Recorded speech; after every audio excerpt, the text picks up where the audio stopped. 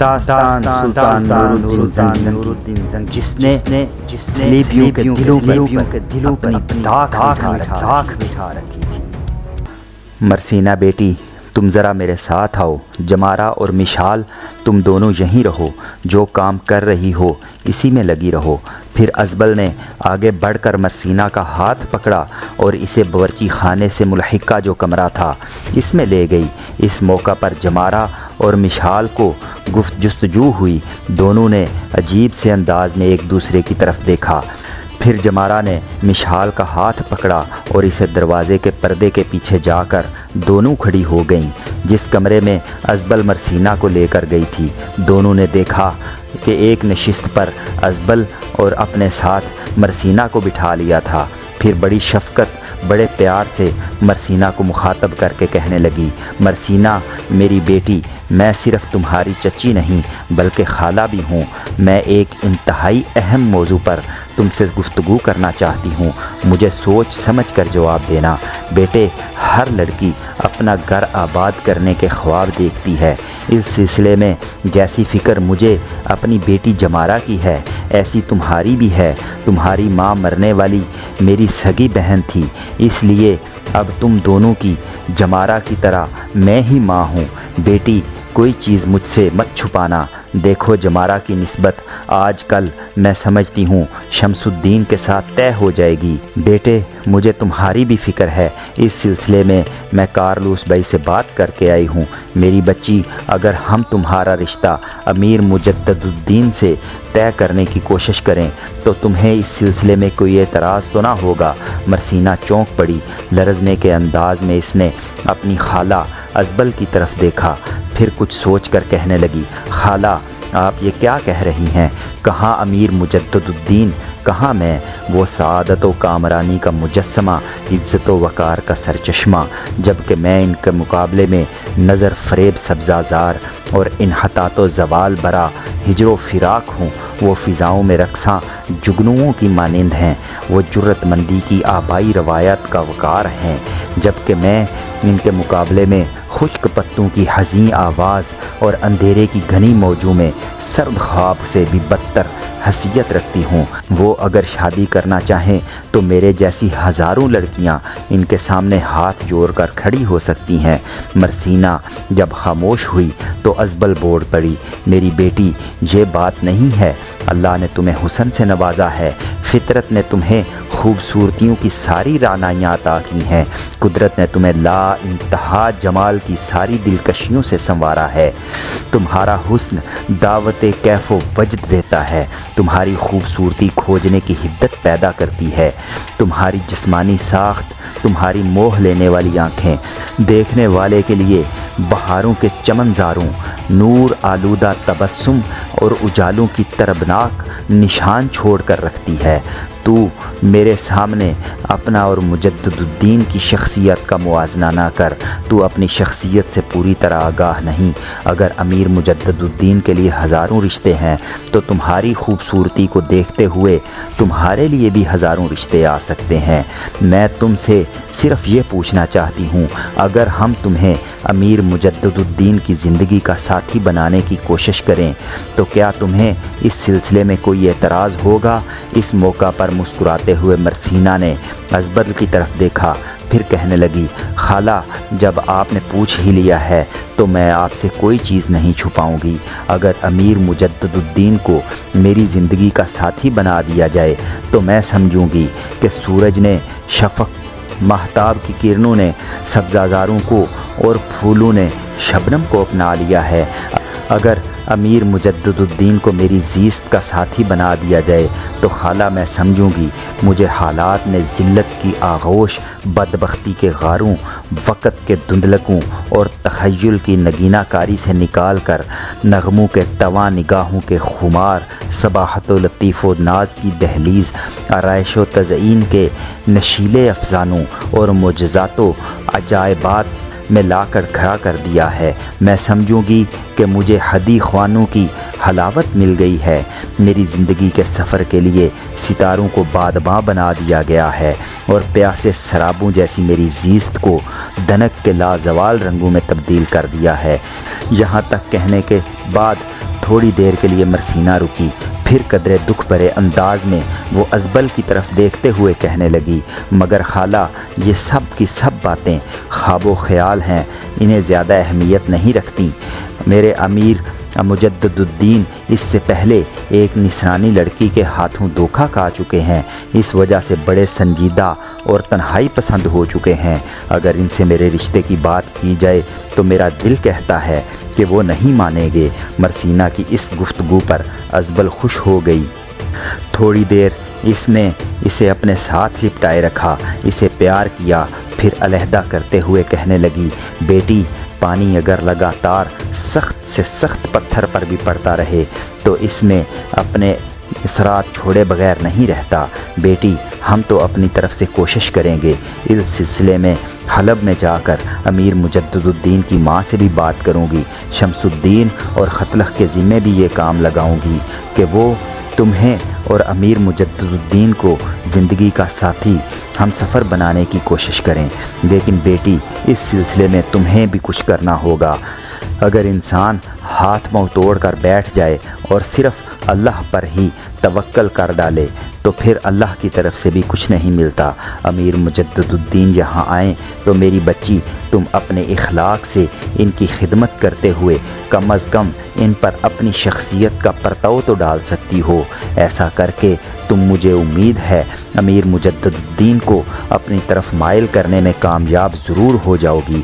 بہرحال بیٹی جو جواب تم نے دیا ہے اس سے میں بڑی مطمئن اور خوش ہوں۔ اب تم مطبخ میں جاؤ، جمارہ اور مشال کے ساتھ جا کر کام کرو، اور آج جب وہ تینوں بھائی یہاں آئیں تو جمارہ اور مشال کے ساتھ تم بھی ان کے ساتھ گفتگو میں بھرپور حصہ لینا۔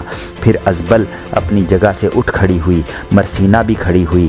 عین اسی لمحہ جمارہ اور مشال دونوں کمرے میں داخل ہوئیں، کہکا لگاتے ہوئے اپنی ماں کو مخاطب کرتے ہوئے کہنے لگی، ماں جو گفتگو آپ نے اس کمرے میں بیٹھ کر مرسینہ سے کی ہے وہ میں نے اور مشال دونوں بہنوں نے سن لی ہے۔ آپ بے فکر رہیں، جس مہم کا آغاز آپ نے امیر مجدد الدین کے خلاف کرنا چاہتی ہیں، اس مہم میں خداوند نے چاہا تو میں اور مشال بھی پوری طرح شامل ہوں گی۔ ہم بھی کوشش کریں گے کہ یہ دونوں زندگی کے ہم سفر بن جائیں۔ ازبل ڈانٹ دینے والے انداز میں جمارہ سے کہنے لگی، بیٹی بری بات اس طرح علیحدگی کی گفتگو نہیں سنتے۔ جمارہ پھر بھی ہنس دی، ماں اب تو ہم دونوں بہنوں نے یہ سن لی ہے، بہرحال تم فکر مت کرو، ہم کوشش کریں گے کہ یہ کام ہو کے رہے۔ پھر جمارہ آگے بڑھی اور مرسینہ کا ہاتھ پکڑ کر مطبخ میں لے گئی۔ تھوڑی دیر تک سمرون بھی لوٹ آیا اور جو سامان انہوں نے منگوایا تھا وہ بھی اس نے لا کر انہیں باورچی خانے میں دے دیا۔ اس طرح تینوں بہنیں بڑے زور و شور سے دعوت کا اہتمام کرنے لگیں۔ مغرب کے وقت سمرون کے گھر کے دروازے پر دستک ہوئی تو مشال بھاگتی ہوئی دروازے پر گئی۔ دروازہ جب اس نے کھولا تو دروازے پر مجدد الدین، شمس الدین اور خطلخ کھڑے تھے۔ مشال نے بڑے خوش کن انداز میں انہیں سلام کیا، پھر دروازہ کھول کر ایک طرف کھڑی ہو گئی۔ اتنی دیر میں سمرون اور کارلوس بھی اٹھ کر دروازے کے قریب آ گئے۔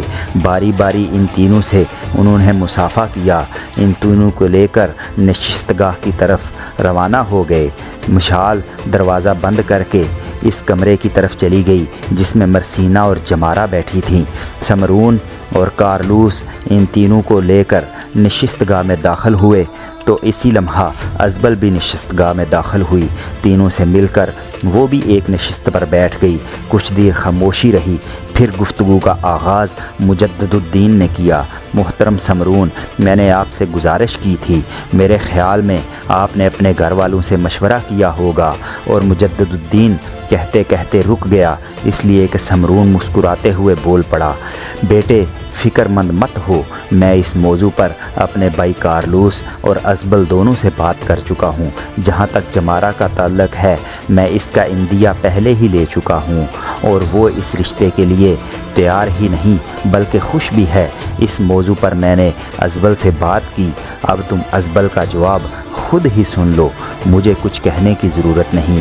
ساتھ ہی سوالیہ انداز میں سمرون نے اپنی بیوی ازبل کی طرف دیکھا۔ ازبل مسکرائی، پھر مجدد الدین کو مخاطب کر کے کہنے لگی، مجدد الدین میرے بیٹے، اپنی بیٹی جمارہ کے لیے شمس الدین سے بڑھ کر ہمیں کوئی نہیں مل سکتا۔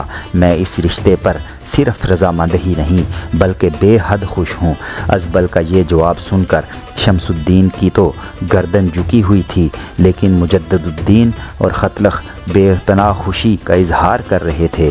پھر مجدد الدین نے ازبل کو مخاطب کیا، اگر یہ بات ہے تو پھر جمارہ کو یہاں بلائیں، ویسے مجھے امید ہے آپ لوگ اس رشتے کے لیے تیار ہو جائیں گے، لہٰذا میں اپنے ساتھ جمارہ کے لیے نسبت کی انگوٹھی لے کر آیا ہوں۔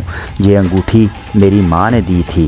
اس پر ازبل بول پڑی، بیٹے کیا یہ بہتر نہیں ہے کہ تمہاری ماں بھی یہاں موجود ہو اور خود اپنی آنکھوں سے دیکھتی جمارہ کو بھی دیکھ لیتی۔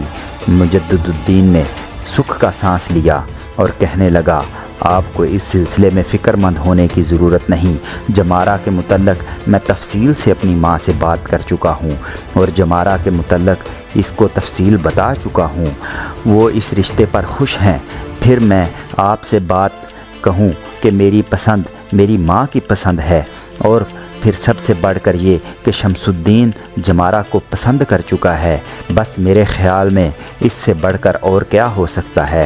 مجدد الدین رکا، پھر اس کی خوشیوں بری آواز سنائی دی، اب آپ ایسا کریں، جمارہ کو یہاں بلا کے لائیں تاکہ ہم رسم کی ادائیگی کریں۔ اس پر ازبل اٹھ کھڑی ہوئی، کمرے سے نکل گئی۔ تھوڑی دیر بعد وہ جمارہ کو اپنے ساتھ لائی۔ اس کے پیچھے پیچھے مرسینہ اور مشال بھی تھیں۔ تینوں آگے بڑھ کر وہاں بیٹھ گئیں۔ اس کے بعد ازبل بیٹھی اور اس موقع پر سمرون اپنی جگہ سے اٹھا۔ اپنے لباس میں سے اس نے ایک انگوٹھی نکالی، اپنی بیوی کو تھمائی، پھر خاموشی سے سرگوشی کے انداز میں کہنے لگا، یہ جمارہ کو دینا، شمس الدین کو پہنا دے گی۔ پھر مسکراتے ہوئے سمرون اپنی جگہ بیٹھ گیا۔ یہ ساری کارروائی مجدد الدین نے بھی دیکھ لی تھی، مسکرا رہا تھا۔ اس نے بھی اپنے لباس کے اندر سے ایک انگوٹھی نکالی اور شمس الدین کو تھما کر کہنے لگا، یہ تمہیں جمارہ کو پہنانی ہے۔ مسکراتے ہوئے شمس الدین نے انگوٹھی لے لی۔ پھر کارلوس جو سب کچھ دیکھ رہا تھا مسکراتے ہوئے بول اٹھا، شمس الدین بیٹے، اپنی جگہ سے اٹھ کر یہاں جمارہ کے پاس آ کر بیٹھو۔ اس موقع پر شمس الدین نے جواب طلب انداز میں مجدد الدین کی طرف دیکھا۔ مجدد الدین مسکرایا، پھر کہنے لگا، محترم کارلوس ٹھیک کہتے ہیں، جاؤ جا کر جمارہ کے پاس بیٹھو تاکہ رسم کی ادائیگی کی جا سکے۔ شمس الدین اپنی جگہ سے اٹھا اور آہستہ آہستہ آگے بڑھا۔ مرسینہ اور مشال دونوں بہنیں ایک طرف ہٹ گئیں۔ آہستہ آہستہ بڑھتے ہوئے شمس الدین جمارہ کے پہلو میں جا بیٹھا۔ اس موقع پر مجدد الدین پھر بولا، وہاں جا کر بیٹھ نہیں جانا، انگوٹھی پہنانی ہے۔ اس پر سب نے کہکا لگایا۔ پھر شمس الدین حرکت میں آیا۔ جمارہ کو اس نے انگوٹھی پہنا دی۔ جواب میں اپنی ماں ازبل کے کہنے پر جمارہ نے بھی مسکراتے ہوئے گردن کو جھکائے ہوئے شمس الدین کو انگوٹھی پہنا دی۔ اس کے بعد مجدد الدین مسکراتے ہوئے کہنے لگا، محترم سمرون اور کارلوس، میں آپ سب کا شکر گزار ہوں کہ آپ نے اس رشتے کے لیے ہاں کی۔ میری ماں جب سنے گی کہ میں نے جمارہ کے ساتھ شمس الدین کی نسبت طے کر دی ہے تو میں بتا نہیں سکتا اس کی خوشی کی کیا انتہا ہوگی۔ وہ بے حد خوش ہوگی۔ اگر کبھی حالات نے اجازت دی تو میں اپنی ماں کو یہاں لے کر ضرور آؤں گا۔ کاش حالات ایسے ہوتے کہ اس رسم میں میں اپنی ماں کو یہاں بلا سکتا۔ ہم تینوں بھائی آج رات کے پچھلے پہر اپنے لشکر کے ساتھ حلب کی طرف کوچ کر جائیں گے، اس لیے کہ سلطان نور الدین زنگی نے مجھے واپس بلا لیا ہے۔ مجدد الدین مزید کچھ کہنا چاہتا تھا کہ بیچ میں جرأت مندی بڑی دلیری کا مظاہرہ کرتے ہوئے پہلی بار مرسینہ نے مجدد الدین کو مخاطب کرتے ہوئے بول اٹھی،